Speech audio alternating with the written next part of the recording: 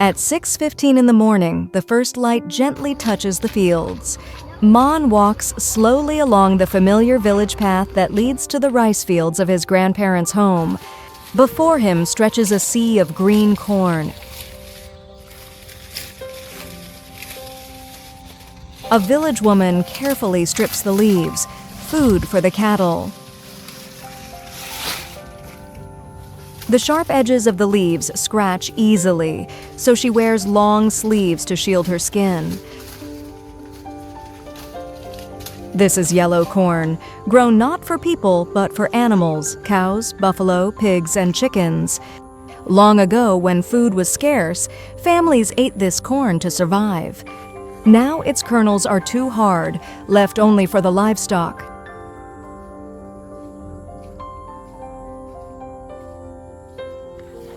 Further down the path, the village awakens in harmony. A woman gathers sweet basil, another carries water to the garden, others are bent over, stripping corn leaves. All together, they paint a picture of morning labor, simple and beautiful beneath the rising sun.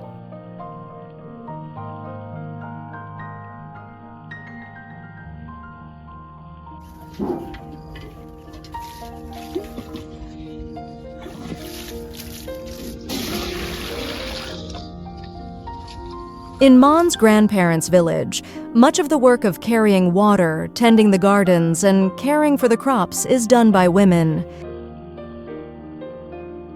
They rise early, at 5 in the morning, to begin their labor in the fields. Mon's grandmother rises even earlier, at 3, to bring fresh vegetables to the market. By the time Mon wakes, his grandmother has already returned from the market, a short ride on her motorbike through the early morning roads. This farmer's field is nearly ready for harvest. The husks are turning dry and brittle. She cuts the stalks, strips the leaves, leaving only the ears to ripen fully, a quiet preparation for the days ahead. This woman has 2 grown children, each with families and busy lives of their own. They return to her mainly during holidays and festivals. Most of the daily farm work is now carried by the older generation, while the younger ones work in factories, offices, or businesses. That is why these quiet moments in the fields feel so precious, reminders of traditions worth cherishing and of the gentle rhythm of country life.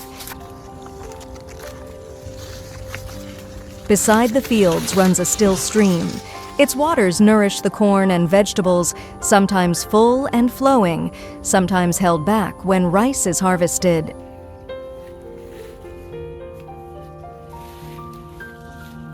Mon's sandals are heavy with mud, but he doesn't mind. For him, it is simply part of the rhythm of being home, a memory of childhood rooted in the earth.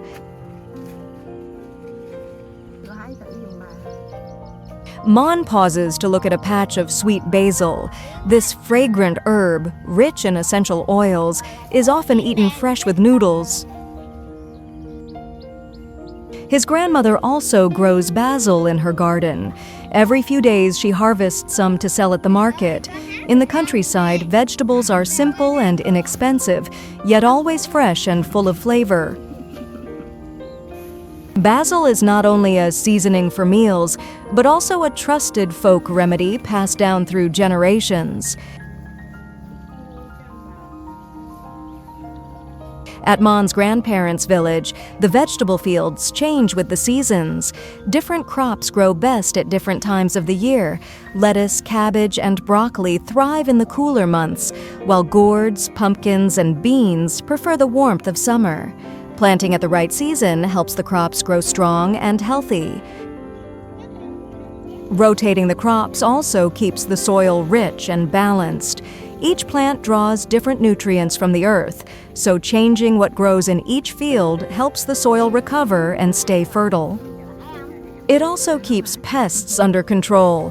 When the same plant is grown continuously, insects and diseases can spread quickly. By switching crops, the farmers give nature a little help, keeping their fields healthy.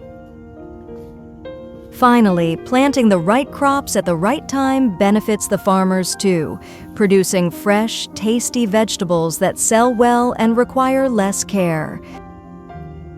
In short, these seasonal changes in the fields ensure that the crops grow well, the soil stays nourished, pests are managed, and the harvest remains plentiful, an elegant rhythm of life in the countryside.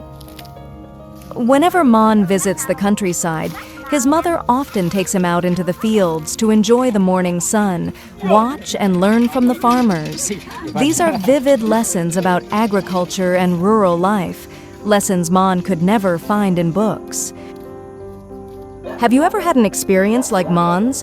Share your story with him in the comments. And if you ever come to Da Nang, Vietnam, and want to explore rural life in Mon's village, he'll be happy to welcome you.